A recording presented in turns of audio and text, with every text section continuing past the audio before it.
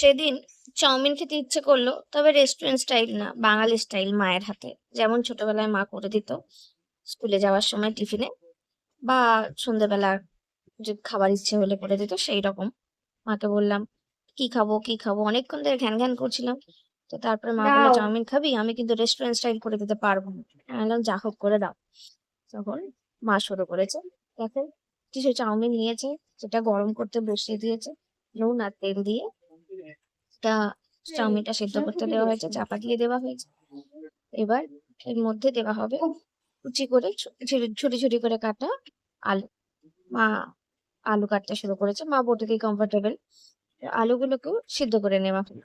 দেখো, আলুগুলো ইন্ডাকশনে সিদ্ধ করতে বসিয়ে দিয়েছে মা।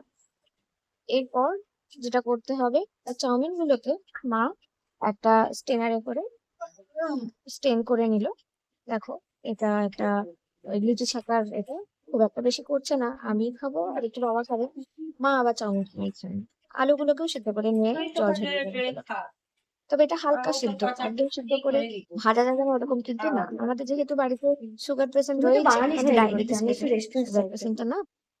আবার তো বাঙালি স্টাইলে এখানে করবো হচ্ছে তাই আলুটা সবসময় মা একটু হালকা ভাপিয়ে নিয়ে রেস্টুরেন্ট। জলটা ফেলে একজন তো দেয়। ধনে জিরে তারপর কড়াইতে তেল দেওয়া হচ্ছে হলো, শুকনো ননস্টিক আর ননস্টিক নেই হচ্ছে কি বলে এখানে। লঙ্কা, তারপর লঙ্কা গুঁড়ো, আলুগুলোকে হলুদ গুঁড়ো হালকা সব করে, দিয়ে দিয়েছে। যেহেতু সেদ্ধ করাই আছে, কে? ভাজতে বেশি সময় লাগবে না। ফেসবুক এই আর ইউটিউবে আবার কোথায়? আলুগুলো ভেজে নেবে। সেদিনকে সে রচনা জিজ্ঞেস দেখো, করছে, আচ্ছা, বলে এখানে মা ইউটিউবে দিয়েছে যাই দেবে একটু তাতে জিরের ধনে গুঁড়ো। গুঁড়া, জিরে একেবারে বাঙালি গুঁড়া। স্টাইল।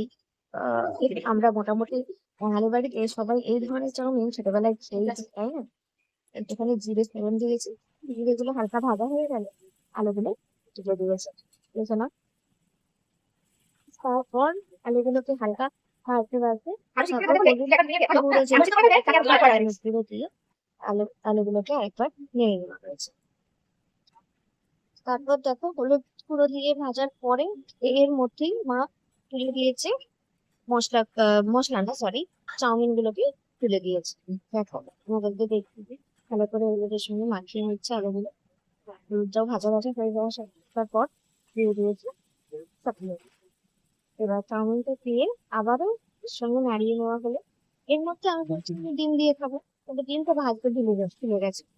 যাই হোক, আমি মনে করলাম মা ও মা আমার এই করাতে ডিমটা ভেজে নেবে।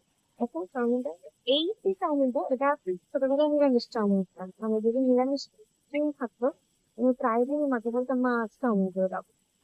হ্যাঁ, মা চাউমিন করে দিত পেঁপে দেওয়ার আগে, তারপরে এসে হয়তো মানে ডিনার খাওয়ার সময় হয়নি তখন মা এরকম একটা চাউমিন, নিরামিষ চাউমিন করে দিত।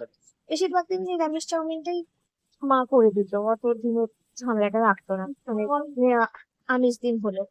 এবার একটা ডিম হাতিয়ে নিয়ে তাকে নুন দিয়ে ভালো করে ডিমটা ফেটিয়ে নেওয়া হয়েছে। এবার চাউমিনটা নামিয়ে রেখে এখানে ওই কড়াইতেই তেল দিয়ে ডিমটা ভুজিয়া করে নিল।